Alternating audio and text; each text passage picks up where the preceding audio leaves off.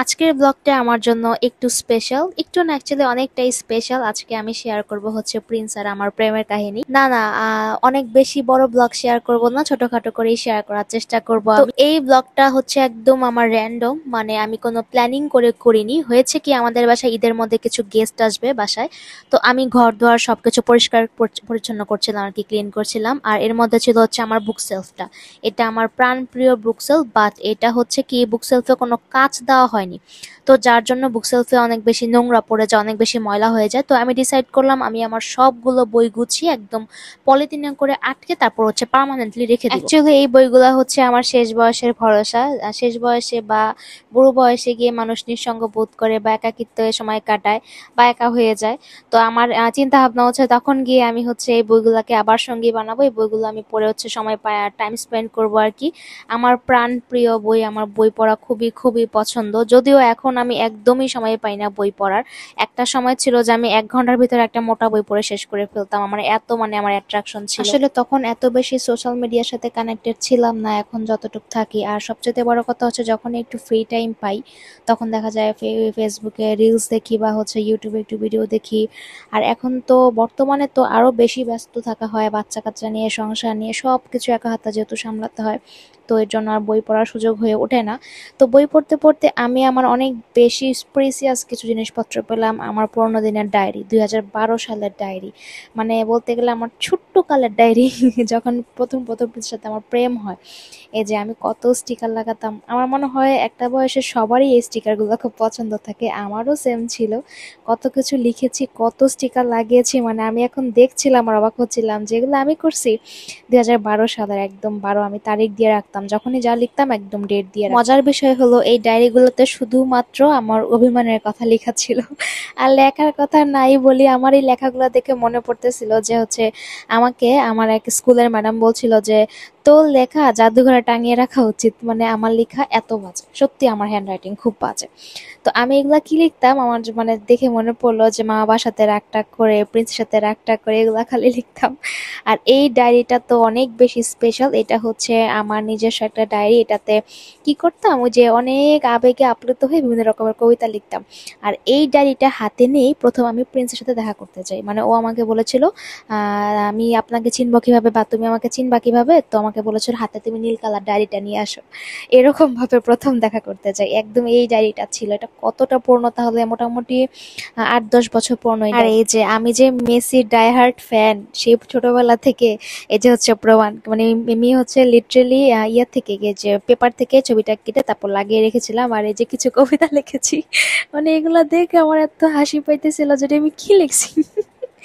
মানে ওই যে মানে বলে না যে ছোটবেলায় হচ্ছে নতুন নতুন ছোট ছোট মেসেজ গুলা নোকিয়া ফোন দিয়ে সেন্ড করতাম এগুলা প্রিন্সকে আমি, তা আবার ওয়াশরুমে বসে ঘন্টার পর ঘন্টা।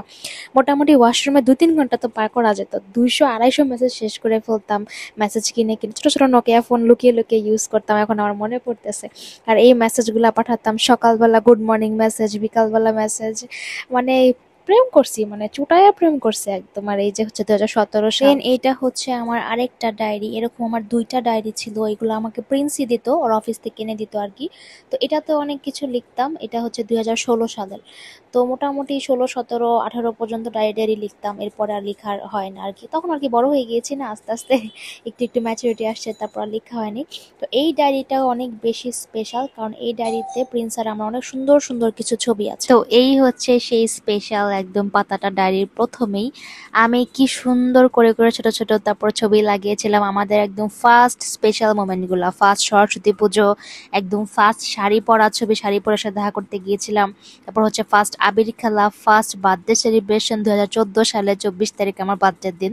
তারপর হচ্ছে ফার্স্ট রোম্যান্স মোমেন্ট, মানে সব কিছু আসলে দেখতে একটু চাইল্ডিশ লাগছে, বাট আসলে অনেক বেশি মেমোরেবল, অনেক বেশি আমার মানে মনটা ভালো হয়ে যায়। মানে অনেক বেশি ইমোশনাল লাগছিল আমার কাছে। আমি কত কিছু করতাম ছবি টবি আর্ট করে। আর প্রিন্সের এই ছবিটা আমার অনেক বেশি পছন্দের, আমার খুব ভালো লাগতো আর কি তখন। আর এই ডায়েরিতে লেখাগুলা হচ্ছে প্রিন্সের, ও লিখতো অনেক কিছু লিখতো 2015 সালের। ওর লেখাগুলা মোটামুটি অনেক বেশ সুন্দর, আমার থেকে অনেক বেশি বেটার। তো এখানে অনেক সুন্দর সুন্দর ছবি ছিল আমাদের ফার্স্ট অ্যানিভার্সারি, মানে আমাদের যখন প্রথম দেখা হয় সেগুলো ছোট ছোট করে ছবি ওয়াশ করে করে। এগুলো যদিও আমাকে প্রিন্সই ওয়াশ করে দিত, ওকে আমি বলতাম মানে আমি মানে স্মৃতি রাখবো এরকম। আর হ্যাঁ, প্রিন্স লাগাতো, বিশেষ করে ছবিগুলো প্রিন্সই লাগাতো। ও অনেক বেশি মেমোরি কালেক্ট করতো তখন। এই যে ছবিটা দেখা যাচ্ছে এটা হচ্ছে আমাদের ফার্স্ট মিট অ্যানিভার্সারি। আর এগুলা হচ্ছে আমরা রিক্সা করে প্রেম করতে যেতাম, তখন কি অবস্থা ছিল আমাদের দুইজনের, মানে কেমন দেখা যাচ্ছে অ্যাকচুয়ালি, কিন্তু তখন আমরা অথেন্টিক ছিলাম বলতে গেলে। আর এই যে হচ্ছে আমি ওর স্কেচ আঁকতাম বসে বসে।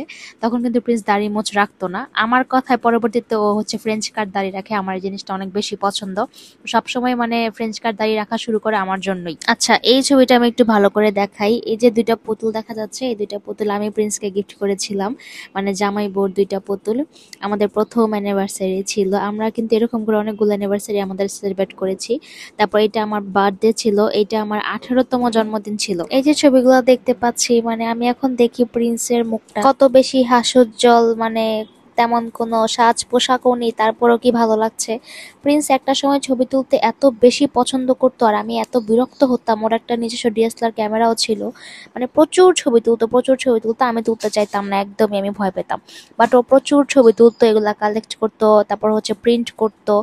আর এখন এই মানুষটার সাথে আমি জোর করে করে ছবি তুলি লিটারেলি, বা তুললেও হয়তো বা সে নিজে যদি তোলো এক দুইটা তুলে এরকম। আসলে সময়ের সাথে সাথে সবকিছুই পরিবর্তনশীল, সবকিছুই পরিবর্তন হয়ে যায়, ইচ্ছা আকাঙ্ক্ষা চাওয়া পাওয়া সবকিছুই চেঞ্জ হয়ে যায়।